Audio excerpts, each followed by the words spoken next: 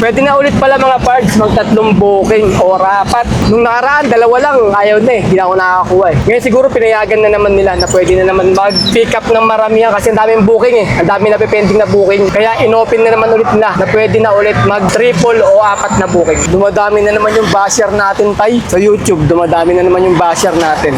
Ang hilig nyo kasi mga parts eh, no? Na i-compare yung biyahe namin sa biyahe ng iba. Yung kinikita namin sa kinikita ng iba. Na kesyo, malaki yung kinikita nila, sa amin, maliit. Ganyan din kayo eh. Yung kinikita nyo, kinukumpare nyo sa iba. Pagka kumita kayo ng maliit, nadidismaya kayo kasi sa kanila malaki. Tapos nawawala na kayong ganang bumiyahe, di ba? Pagdating sa drop-off mga parts, yung tubular, ayaw magbuhat ng mga ano doon. Tao doon sa may company, warehouse. Kaya kailangan ikaw na talaga magbubuhat kahit walang bayad yung buhat natin. Kasi magtititigan na kayong dalawa doon eh. Walang bubuhat, hindi matatapos yun. Kaya pinuhat na namin pababa doon. Meron yan eh. Nagkwento sa akin, ayaw bumuhat nung ano sa may warehouse, ayaw niya bumuhat. Nagmurahan sila mga birds. Nag-aaway sila dalawa eh. Nag-aawat niya yung ano eh, yung painante. May bagong update mga birds, sila Lalamove ngayon. Nakahiwalay na yung malayuan sa malapitan. Dalawang kategory na siya, home tsaka above 50 km. Update ng update sila Lalamove mga birds eh. Pati yung pamasahe natin na update, bumababa. Nadadamay sa pag-update eh.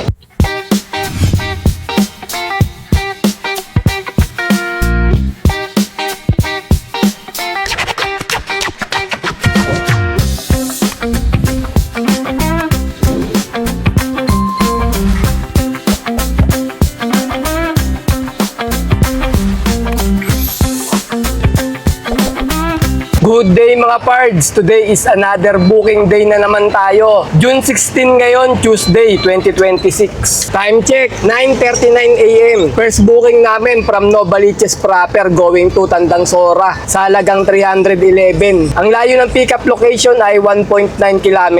1,000 kg to. Gagawin daw 400 yung pamasahe niya. Papunta na kami sa may pickup location. Pick up tayo mga pards. First booking. Yan yung pick up natin. Tubular. Buti yung tubular mga parts. 8 feet lang, kasang-kasya. Malalamog po na ito kahapon eh. Oh. Kaso sa Valenzuela, hindi nakuha yung planta. Ayun, kasang-kasya sa mga parts. Pero pag mga 10 feet, pinapatong namin dun sa may, ano na yun, bintana ng driver. No? Pagka 10 feet. Pero pagka 12 feet, sakong-sakto na yun. Hanggang doon sa may salamin eh. Ganyan na lang kaliit oh. Aabot na sa may salamin natin sa unahan.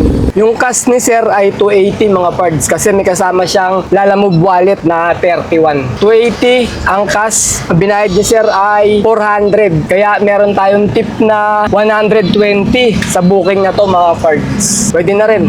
Dagdagan tayo ng 120. Time check, 10:21 AM. Nakakuha kami ng pangsabay mga parts. Pan double booking. From Bagbag going to Caloocan South sa halagang 468. Ang layo ng pickup location ay 1.6 km. 1,000 kg to. Papunta na kami sa may pickup location. Ganun ang ginagawa ko mga pards. Habang papunta ako ng drop-off location, naka-open yung apps natin. Nagtitingin-tingin tayo kung may sasabay tayo. Kasi malapit lang naman yung drop-off nito. Pagka wala tayong nakuha, hanggang makarating ng drop-off, yun, deliver na namin. Pero kung may makita tayong pangsasabay, isasabay natin. Kagaya nito, nakakuha pa ako ng pangsabay mga pards. Pick up tayo mga pards. Second booking.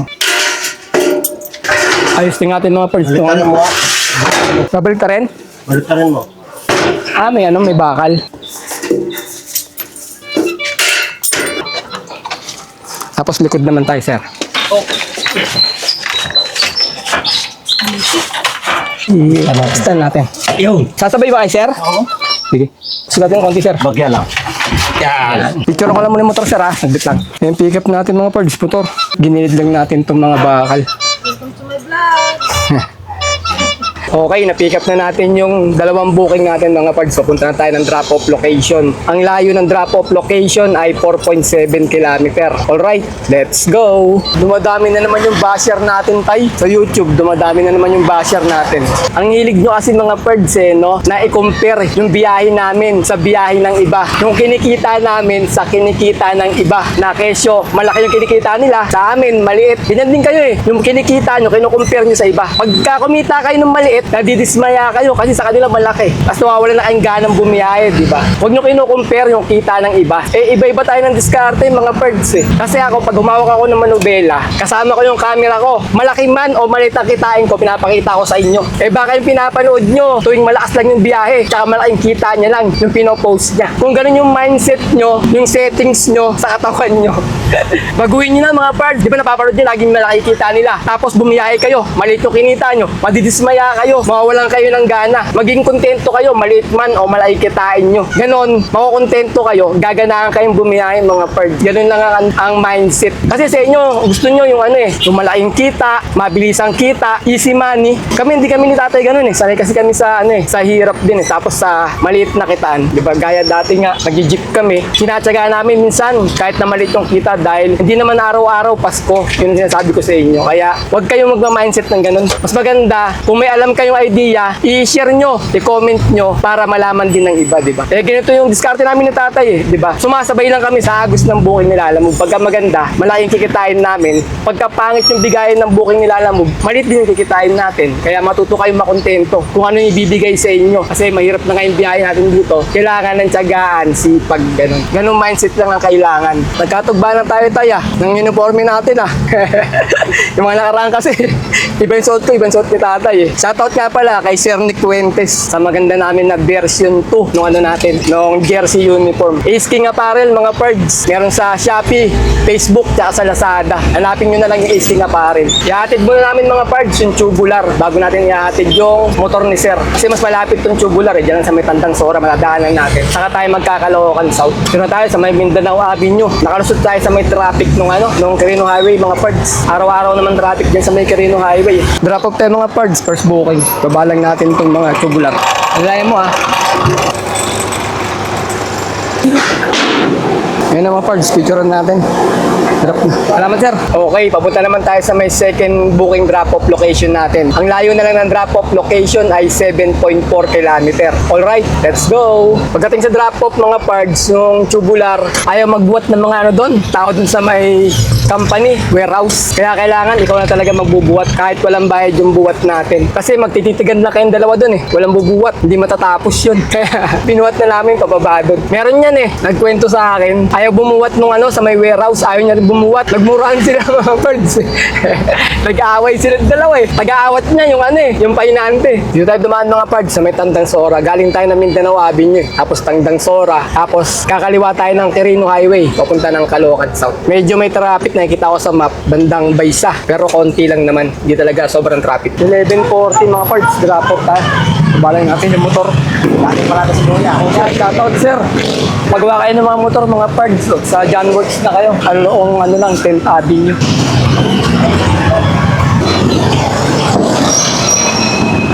Okay na? Okay, salamat sir. May tip tayo mga parts. 468. May tip tayong 32. Time check, 12:50 p.m. May nakuha na kaming pangatlong booking. From Caloocan South, going to Pasig. Sa halagang 506. Ang layo ng pickup location ay 1.3 km. 600 kg lang to. Papunta na kami sa may pickup location. Pickup mga parts. Third booking na. Pickup natin bigas. Tama ba sir? Nalagay dito 13 eh. 13 nakalagay. Tama ba yan? 13 sacks of rice. Hindi po, Diba? Bali, po yan eh. 23. 23 nilagay. Sige. Kunin sa po. Pick up na namin mga parts. Teka, hindi ko pa na-picturean tay. Hindi ko pa na-picturean yung bigas. Yan, nakalimutan picturean.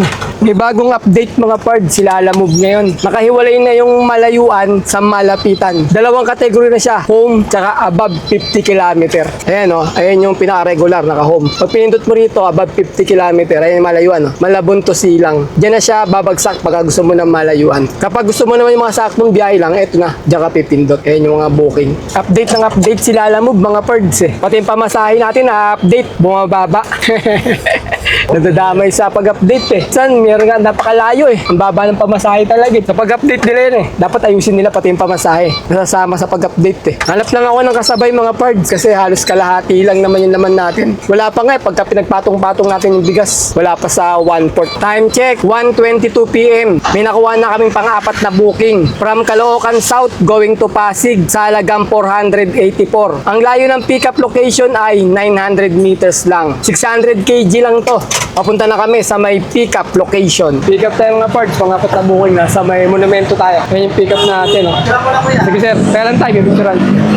Sige sir, ito yung pick-up natin. 4 na styro, walang laman. Time check, 1:32 PM. May nakuha na kaming pang-5 booking from Caloocan South going to Taguig sa halagang 712. Ang layo ng pick-up location ay 900 meters lang ulit. 300 kg lang to. Papunta na kami sa may pick-up location. Priority booking to mga parts. Pwede na ulit pala mga parts mag-3 booking o 4. Nung nakaraan, 2 lang. Ayaw na eh. Hindi na ako nakakakuha eh. Ngayon siguro pinayagan na naman nila na pwede na naman mag-pick up ng maramihan kasi ang daming booking eh. Ang dami na pending na booking. Kaya inopen na naman ulit nila na pwede na ulit mag-triple o 4 na booking. Kumbaga mga parts, open gate na ulit yung booking nila Alamog. 2 regular at saka 1 priority to. Pero nauna yung 2 regular booking natin bago tayo nakakuha ng priority booking. Puntahan ko na sa pick up to. Baka puntahan pa ng iba to eh. Pick up tayo mga parts, 5 booking. Yung pick up natin, isang karton. Picture natin mga parts, yan ang pick up natin.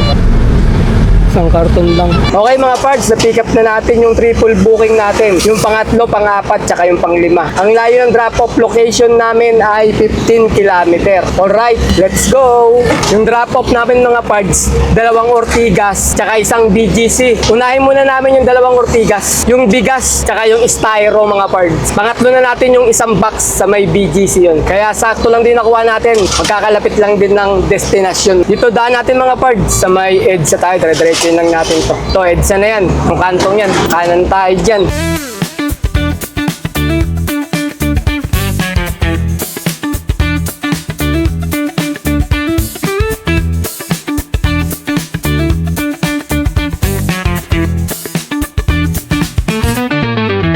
Nandito na tayo mga pards sa may Muñoz o Roosevelt o Fernando Po Jr. Avenue.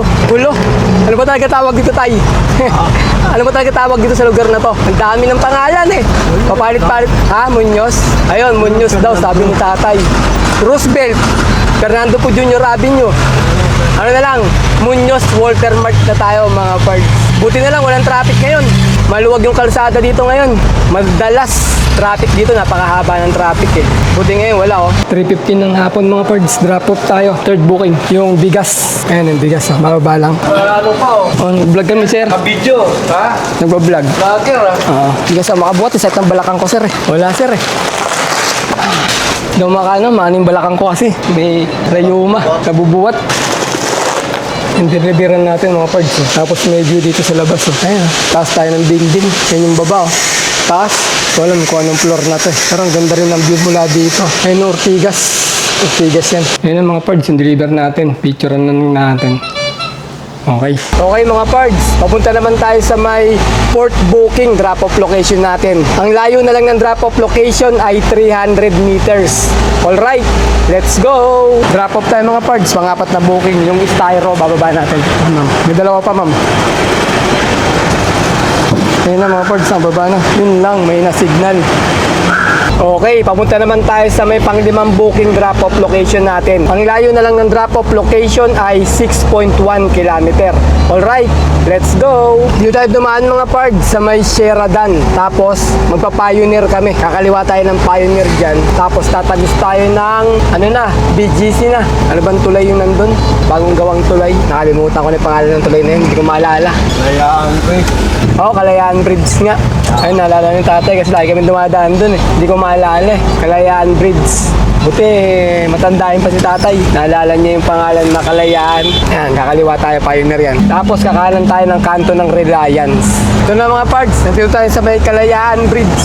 Ito yung sinasabi ko, na naalala ni tatay yung pangalan. Ayan, no? BGC na tayo. Ayan yung mga building sa kabila. BGC. Sarap dumaan dito eh kasi ma-presko yung hangin.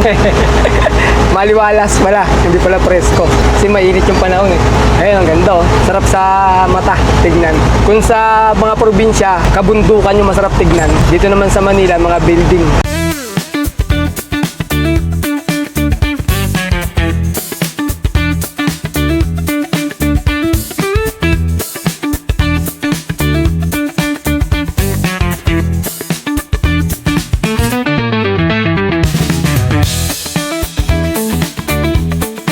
Drop off tayo mga pards. Pang 5 booking. Baba natin sa lobby. Itong ano.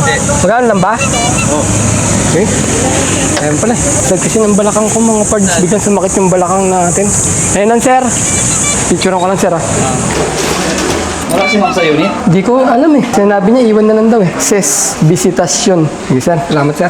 Saktong 4:30 mga pards. Tapos na namin yung 3 booking namin. Maghanap na ako ng papauwi. Ang sakit ng balakang ko. Di ko alam kumikirot. Di ko ma-straight yung katawan ko. Di ako makapagbuhat ng isang karton. Kahapon sumakit to. Pero kaya pa. Natitiis pa natin sakit. Tapos kinaumagahan, okay pa rin eh. Naligo pa nga ako. Katapos ngayong hapon, kumikirot na talaga siya na hindi ko na ma-straight yung likod ko. O dahil sa pagkakaupo kong ganito. Dahil ang haba ng oras na nakaupo tayo. So ngayon para masakit na eh, konting galaw ko lang, nararamdaman ko na kumikirot siya. Kaya hindi tayo makapagbuhat ng mabibigat eh, masakit na eh. Wala na, finish na, traffic na. Nasa may Guadalupe na kami mga pards. Wala pa tayo nakukuha ang pang-6 na booking mga pards. Wala pang lumalabas na papawi sa amin o malapit sa amin. Kung madadaanan natin papunta sa amin. Update ko na lang kayo pag kami nakuha na akong pang-6 na booking. Time check, 5:08 PM. May nakuha na kaming pang-6 na booking from Mandaluyong going to Paltok, going to West Triangle sa halagang 785. Ang layo ng pickup location ay 700 meters lang. 1,000 kg to. Ano to mga pards? Isang pickup, 2 drop-off. Papunta na kami sa may pickup location. Nandito na kami mga pards sa may basement ng TV5 Reliance. Bale, wala pa sila sir. Tinawagan ko, pababa pa lang daw, hintayin daw namin. Pero sinabi naman natin na may waiting hour tayo kung aabot ng 1 oras. Pwede daw sila magdagdag kung sakaling aabutin kasi nga daw, 2 daw yung nila yung drop-off location nila. Saka hakot din pa nila pababa. Pick up tayo mga parts, pang-6 na booking. Mga gamit sa catering. Okay mga parts, na-pick up na namin yung catering. Papunta na kami sa may drop-off location, unang drop-off. Ang layo ng drop-off location ay 11 kilometer. Alright, let's go! 7:15 mga parts, drop-off tayo. Yung unang drop-off natin. May isang drop-off pa tayo sa kabila. Sa may West Triangle. Baba lang ito mga kalahati ng gamit bababa. Yung kilometro lang mga parts, yung layo ng isa pang drop-off natin. Yan na, binababa na yung mga 727. Kano lahat yung boss? 935 sir. Anong tawad? Huwag mo yun, ako bahala dyan, ako dyan, itabi mo lang. Picture natin mga parts, picture. Kasi ako, balikan mo ako dito, Dres, ha? Nakakuha kami ng 150 na tips sa pang-6 na booking na yung mga parts. Sumabay sila sir eh, yung sa may catering, nagbayad ng 150. Bale, 50 isa mga parts. Pero yung waiting hour natin wala. Kasi dumating kami ng dun eh, 5:20 yata yun. O 4:20, nakalimutan ko na basta 20. Natapos siya ng 45.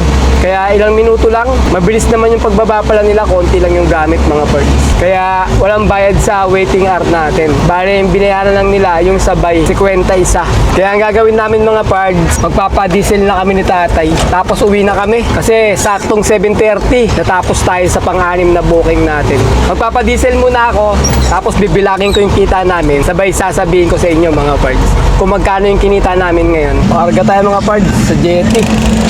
72, 70. 1,000. Okay mga pards, mag-income reveal tayo. Bale, naka-6 na booking kami sa maghapon at ang kinita namin ay 2,600. Pagkatapos sa may 2,600, dagdagan natin ng 200 na tip. Bale, 2,800 yon. Pagkatapos bawasan natin ng 1,000 na diesel at 200 na pangkain. Bale, 1,200 yon. 2,800 minus 1,200 equals 1,600 mga pards. Ayun, naka 1,600 kami na malinis. Labas na rin yung pangkain, pan-diesel, saka yung commission nila, alam mo. Ayun lang mga pards. So, kinita namin ngayon, naka 1,600 kami na malinis. Nang malapitan, puro double booking tayo, ganun. Tsaka isang triple booking mga pards. Kaya pwede na rin to. Naka 1,600 kami. O paano? Ayun na lang ha. Kita-kita na lang ulit tayo sa mga susunod ko pa mga video. Maraming salamat.